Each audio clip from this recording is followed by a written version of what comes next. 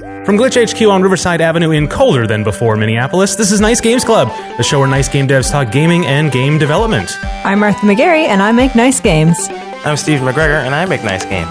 And I'm Martha Croy. I too make nice games. On this co-op recap episode, we invited musician and 3D artist Sara Ferret and game designer Ajuawak Kapashesit to talk about this month's Glitch Co-op Talk topic, playing problematic games. And so, if everyone's ready, let's start. Aj, I tried. I practiced 3 times. Did all right. All right. Cool. All right, it's a co-op recap episode. This week's topic was problematic games, which is it's a heavy topic. Yes. And normally on the co-op recap episodes, we invite the facilitator of that talk to come and be our guest. But this time I facilitated, so that would be silly. So we invited you on our show. I'm so happy to be here, Stephen. So we invited our guests, Aj and Sara, who were part of the discussion, to sort of give us their insights and the stuff they heard that they thought sounded great and give some context to our listeners. Yeah. So I guess let's just start out the way we started out the conversation. Like, what is a problematic game? Like, what gives it that mantle? Well, we had talked about a problematic game it portrayed issues, or it portrayed negative ideas in the game, either intentionally or unintentionally. Yeah. That's how we had defined it initially when we started the talk. Yeah, and there was actually some discussion on whether intentionality matters. Yeah. Right? And Sara, you thought it did. Right. It also had to do with the people who are consuming it. Mm-hmm. Some problems aren't inherently problems, but if they're going to be taken the wrong way, then that becomes problematic, I think. Yeah, I resonated with that when you said it. That made a lot of sense to me, is that it doesn't... The artist, has their intentions and it's good or bad, but it's really the audience that makes it problematic because that's the world it lives in. Yeah. Right? Mm-hmm. Yeah, we brought that up a little bit later in there too, about like, if this is a story you want to tell, should you have experienced the story to begin with before you tell the story? Mm-hmm. It was, I guess we were on either edge on that kind of a topic, but like we had discussed that maybe if you are to talk about a topic that is something you would discuss, like let's say racial issues, and you are of a race that is not the race you're discussing, then it would be helpful to talk to somebody else. Someone who has gone through that experience before you release your piece. Mm-hmm. Yeah, I think the overall sentiment we had was some of these things are so easy to spot. Yeah, and so we were all kind of surprised, like how does this happen so often? And then also we tried to get to the bottom of how it does happen, and we tried to be a little sympathetic to the creators as best we could. Right. But sometimes these things can be inexcusable in a lot of ways, and we talked a little bit about where we draw the line. Right? Yeah. So maybe we can go around and talk a little bit about where we each draw the line for these sorts of things. Aj, you want to start? Sure. Drawing the line when it comes to games. Obviously, like poor interpretations or representations of different ethnic or racial groups is something that really bothers me. Yeah. Mm-hmm. Not to say that that's the only thing that would bother me, but that's something that's definitely sticking out right now. Mm-hmm. I always react most strongly to bad depictions of women because that is the most personal thing to me. Mm-hmm. Although I care about other issues. It bothers me more with new games than with old games that I grew up with, and I feel that way about other people too. I understand if they love problematic games from their childhood, but I draw the line more harshly with new games now. Mm-hmm. Yeah, for me, it's... I guess I don't particularly have a line. There are obviously things bother me, but in depiction of women and depiction of poor racial depictions, things like that, those bother me too. But I wouldn't necessarily draw the line at those. It really, if the game has bad content, I'm not gonna touch it. Right. In general, right. If it has has content I'm not interested in. And those kinds of things are the kinds of things I'm not interested in. And so it will deter me from playing a game. Right. But I wouldn't say it would necessarily prevent me from playing a game too. Sure. I feel similarly to Stephen. I'm trying to think of a game that I haven't played because I found it too problematic. And there are a list of them, but I can't remember them at the moment. But I guess, I'm not drawn to especially ones that depict women badly. Mm-hmm. But then we were talking about GTA, and I really like the multiplayer in GTA. but I play a woman when I'm playing it. So I don't know. It's really tricky. Yeah. For me, I will draw a pretty hard line on poor depictions of women that are just so simply wrong, like especially like, women in metal bikinis, that kind of thing. I feel that is something that we just must be past as a society. There's no, to me, I feel very strongly, there's just no like, oh, but it's empowering, or because it's like, no, it's just male fantasy. I don't care. Like Skullgirls is a game that was developed by many women and includes a lot of those tropes. I don't know if that's enough to get me to say that can be even a little bit okay. But that said, I played Grand Theft Auto and regretted it greatly. Like I felt it was a bad choice, but I also was telling myself I should have known that before I played it. So you're right, Martha. It's like you can have these feelings, and it's so easy to, and maybe it's the nature of games, right? It's because Stephen, you're so focused on mechanics that's just more important to you. Well, yeah, but I mean, the mechanics can also have problems in that same realm. I talked about one in the past where there was what was it, an Assassin's Creed game where you could you were trying to save slaves, but they ended up being more like a currency thing, and you use those to purchase upgrades or something like that, and that was obviously problematic. But that was a mechanic that was still an issue. It's not. It doesn't necessarily have to be just visuals. Yeah, and I think that kind of problem escapes discussion a lot. It usually ends up being about aesthetics, because those are easier to spot. Right, and they're also less open for debate. Yeah, that's right. True. It's definitely true. Was there any sort of interesting insights, in the beginning of the conversation that any of you guys thought was worth repeating to our listeners? Some like big insight on the topic? It was kind of interesting. I feel like people might have been a little hesitant to speak up about certain things because this is such a difficult topic to talk about. Yeah.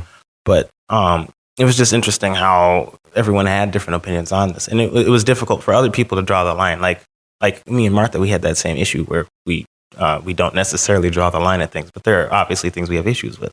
Yeah. But other people, they just played games that they liked. Right.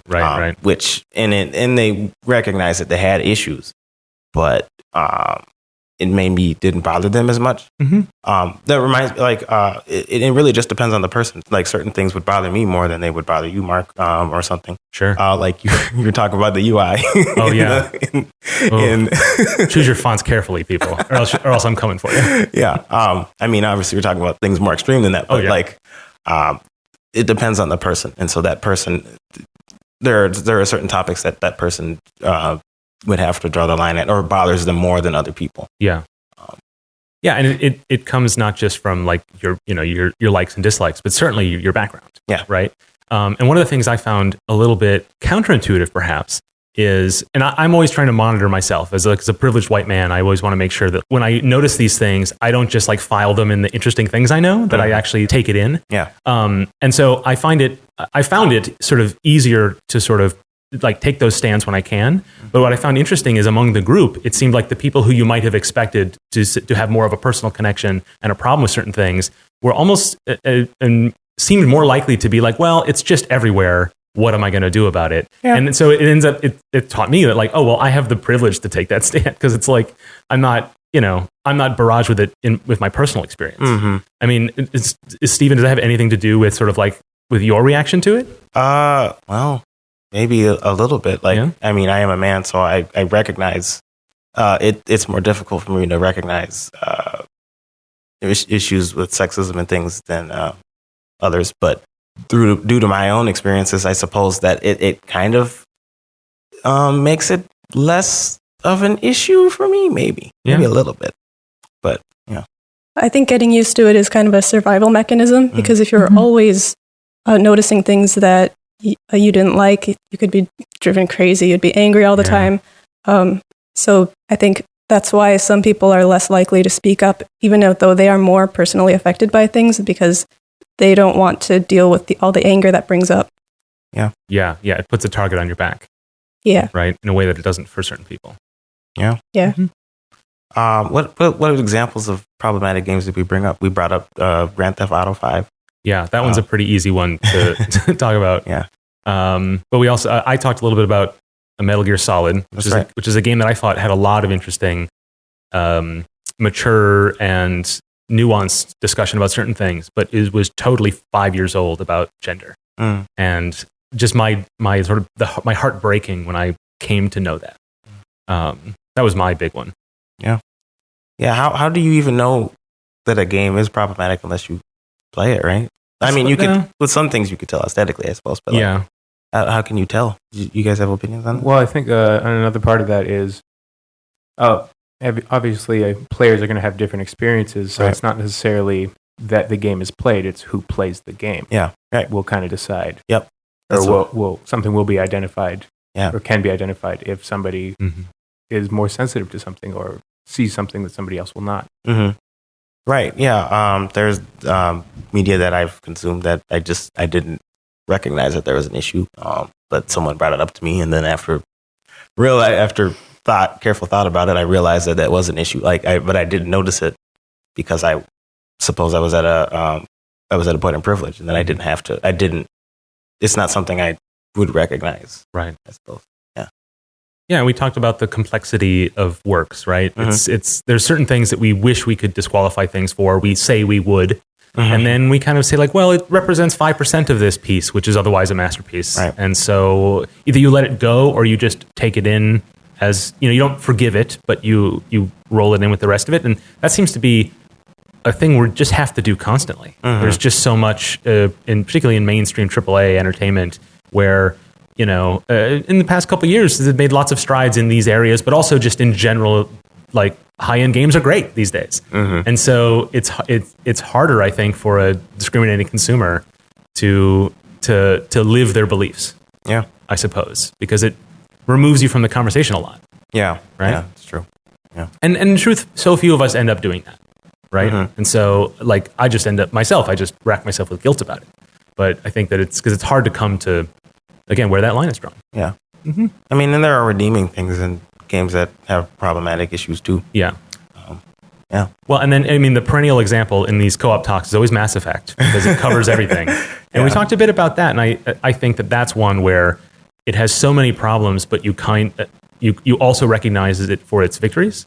And that one is, I think, easier because there's a larger context involved. Right. And when it makes those mistakes, boneheaded mistakes, well-intentioned ones, or even ones that are like you could even guess were out of malice, you weigh them against the rest of what that series has done in considering these issues. Yeah. Right? Yeah. I think the other thing also about Mass Effect is obviously, it's really getting into all of these aspects of science fiction, paying homage to science fiction in a lot of ways. Science fiction itself is problematic. Oh. I mean, if you think about it, the vast majority of science fiction, say films or stories, have a white male protagonist. Yeah, I suppose. Which kind of has the implicit, not necessarily explicit, but implicit, story or thought that science fiction, the future, space, is the domain of the white male. Oh, okay. Yeah, I didn't think about it that way, but that is an interesting point. Yeah, that's one where its place in the world, these pieces of fiction, really belie the intention of maybe the authors would wish they could have. I know, like Star Trek, as a huge Star Trek fan, that's an example where, man, in the 60s, lots of credit due to putting one of everybody on the bridge. But like when you look at it in absolute terms, it's not that progressive. Yeah. And Star Trek has a sort of secret history of sexism as well. And it's just like, it's hard to just say like, well, so it goes. But you kind of have to recognize that there are bigger things that the issue of things that are problematic are sometimes bigger than what anyone is able to, or a lot of authors are able to recognize. Yeah. And so they end up just not knowing how bad it is until well past release or anything like that. Yeah,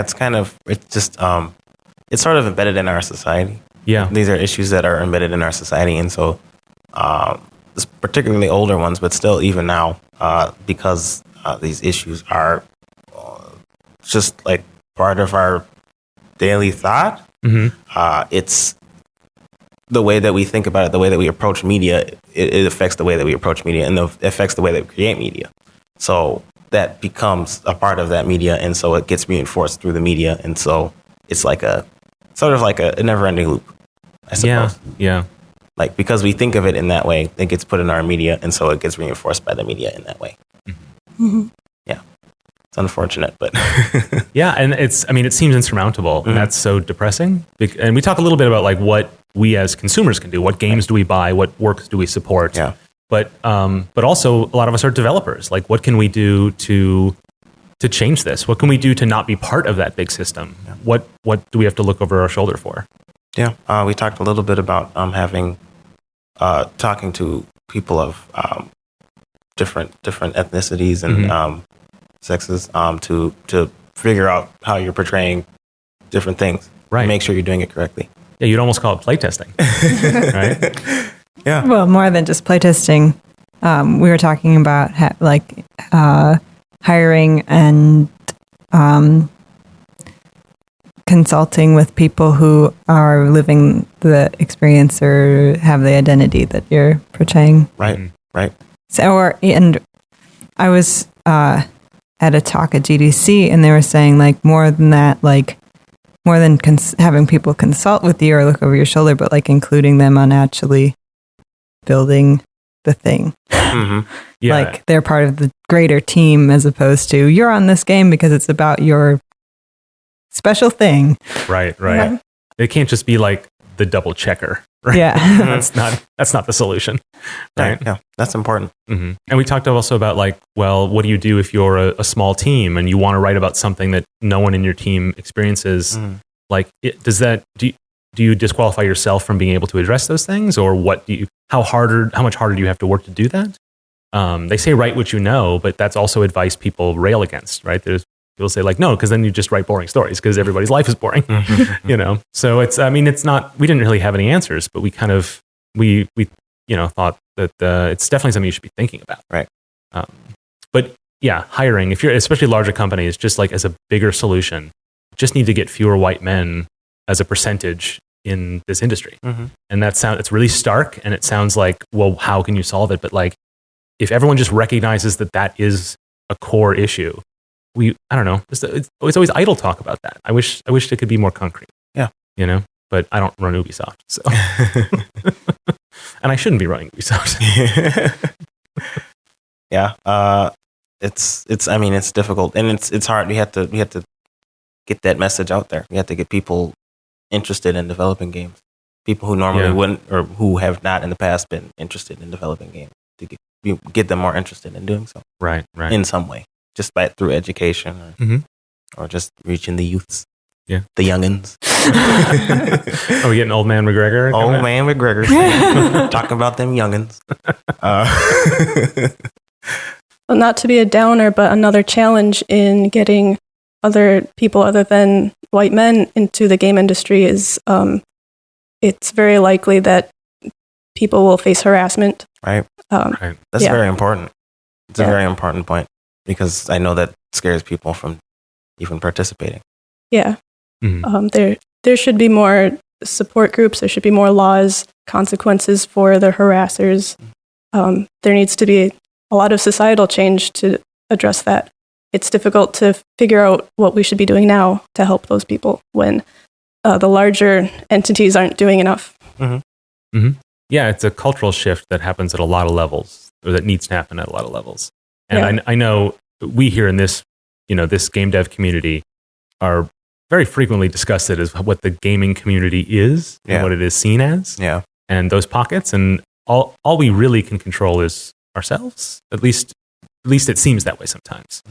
Yeah. Yeah, but that is an extremely important point. You have to make sure that you brought it up as soon as we talked about it in the co-op talk. The first thing you said was this needs to be a safe space. Yeah. Everyone needs to be included.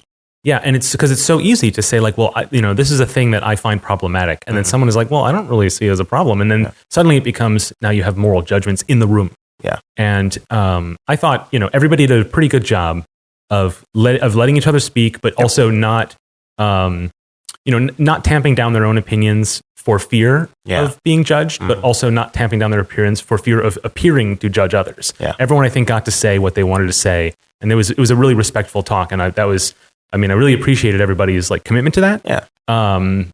We need more spaces like that, Mhm. right? And Glitch certainly provides that, in spades with all of its programs and events. Yeah, but Like, we need more. we need more of that. We Yeah. need that. We need that to not be a special thing, right? Yeah, I feel like we have a very good foundation here in the Twin Cities for a very supportive environment Mm-hmm. for all kinds of people. Right. We're headed in the right direction. Yeah, I like that you brought up support groups. More of those would be very appreciated because, we're blessed here in Minneapolis, St. Paul, Minneapolis area, but other places don't have that privilege. Yeah. And so, it's difficult. You have to, again, we should talk about community building in an episode once. Yeah. Because you have to build that community. And then once that community is established, you need to be able to everyone needs to feel supported. And that's important. And so it's something that we need to talk about. Yeah. Well, listeners out there, if you're in a space where you don't have a community like we've been able to build here, keep looking or build one for yourself. Yeah. Because that's what makes the difference, I think. Yeah. Right? Mm-hmm. Mm-hmm. We are all at this table beneficiaries of glitch programming. Yeah. And that's brought us together with people of different backgrounds and ideologies and opinions and experiences, and we've all benefited greatly from that in direct and passive ways. Yeah. And it makes it easier for us to get together and talk about these things. Yeah. I think so, and maybe that's the first step, is just to be able to talk about them. Yeah. Right. Because Sarah, you identified a lot of challenges to just bringing these things up. Yeah. It's really difficult to talk about a lot of the time. One thing I also worry about is, since I feel so strongly, I might say something that seems very judgmental of other people. And I don't want to start that kind of argument. Yeah. And I don't want to go through the stress myself of getting into that argument. Right. Even though I feel like the right thing to do is to speak out, sometimes just say, no, I'm just going to listen. I'll just talk about this some other time. Yeah.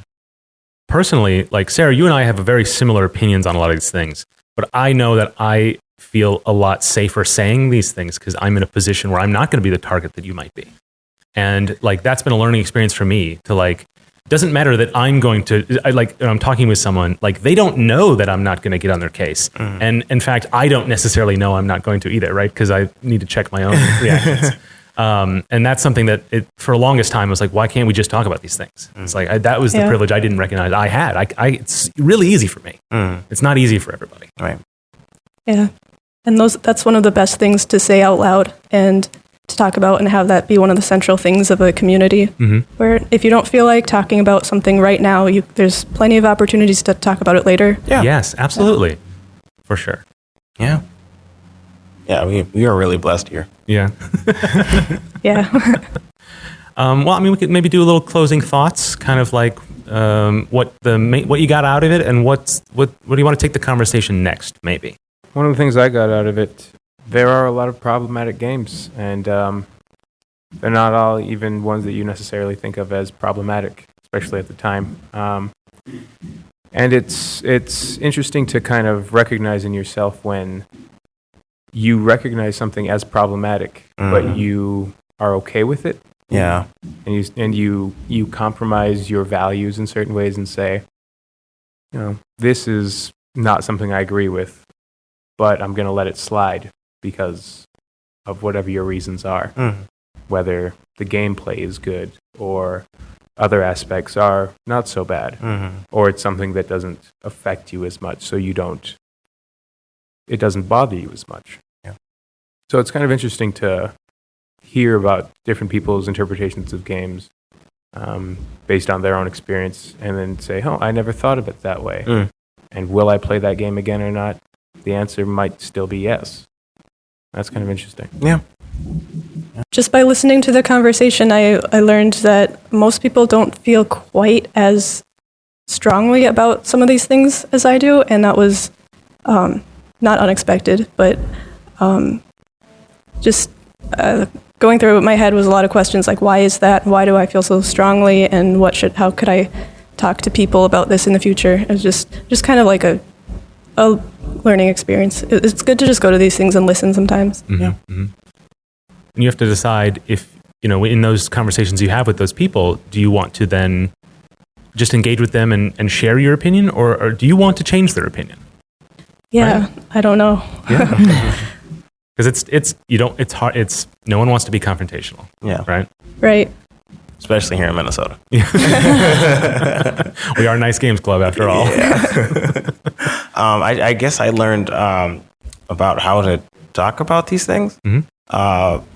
I mean, creating an open and honest environment where no one is being judged is very important in that kind of a conversation. And so I felt like I learned a lot about that and how to do that. It was really helpful. Yeah. Yeah, I thought it was, I mostly listened as well. And it was interesting to learn about what different people's opinions were on different games, and what different things people felt really strong about or not as strongly about. Going through so at each co-op talk, Katie makes like beforehand reading section. Mm-hmm. And it was funny because yesterday in the timeline of us recording these, I talked a bunch about The Division, and that was one of the problematic games that that was in the beforehand reading thing. And I was like, oh yeah, that game is actually really terrible, but it's beautiful UI. And how a lot of the games that I talk about, I don't play. I just watch Dylan, my boyfriend, play. And how that actually removes me a lot from problematic things because I'm not actually doing them. Mm-hmm. So that was an interesting thing to realize, and that maybe I should think more about when I'm watching too. Yeah. Mm-hmm. I think the main thing I got out of it is that, as you sort of touched on it, which is when you see something like this, like you should be looking to other people and see if they felt the same way or felt differently. On the Facebook group before the event, Sarah, you shared an article about Zelda. Yeah. Right?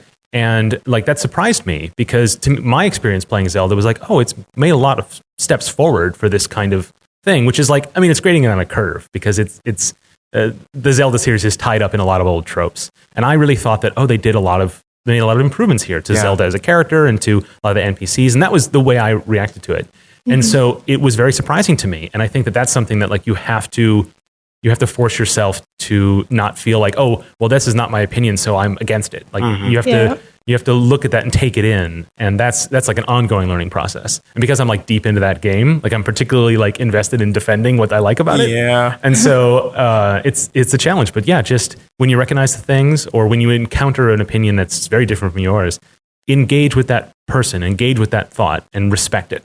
I think is the thing that I'm continually learning.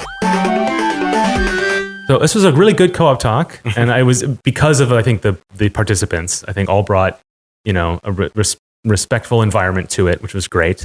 But that's not the only co-op talk. We have one next month, which is about what? I don't remember. Mastering games. We would be revisiting that's topic right. we talked about in the past. That's true. We talked about mastering games on this show maybe a month or so. I don't know. A few months ago. But we're going to talk about it with a group here, and then after we'll have another show about that. So stay tuned for that. When this show goes live, that event should be coming up fairly shortly. So we'll put all that in the show notes. The thing with Co-op Talk is it's free. Show up and talk because it's an engaging conversation with engaging bunch of people. Or listen. Yep. Yeah, that's right. Show up and listen if that's your thing as well. And if you are excited about these kinds of discussions and you come to one of the co-op talks, you can volunteer to be a facilitator at the end of each session. It's very easy to do, and you don't have to have been here a million times to do it. Mm-hmm. We very, very frequently invite newcomers to be the next month's facilitator. Yeah. And then the benefit of that is you get to be on this show afterward if that's your thing. You don't have to do that if you don't want to, of course. So very open environment. We always want more people showing up. We'll put all the details of that in the show notes. So thanks, Aj. Thanks, Sarah, for joining us. Yeah, thanks for having me. Yeah, it was an awful lot of fun. that is our show. So if you haven't already, subscribe to Nice Games Club in your favorite podcast app, and be sure to give it a good review if you liked it, or a nice like us. Sarah, are you nice enough to give us a review? On iTunes? Well, wherever. Yes. You could also give us a review on our feedback form. That's true. Oh, yeah. I don't have iTunes, so I'll have to do that. Okay. Aj, will you do your part? I guess just this once. And the feedback form you mentioned, nicegames.club/feedback. Right. We're collecting responses to see, what we're doing right, what we're doing wrong, what you want more of, what you want less of, to make this show even better for you. So check that out. Of course, we want to hear directly from you as well. So follow us on Twitter and all the other things at Nice Games Club. Let us know how we're doing. Send us your topics. Ask us your questions. Lastly, you can find out more about the show and your nice hosts, as well as get all the links and notes from this and other episodes at nicegames.club. So until we start again, remember to Play nice. And make nice.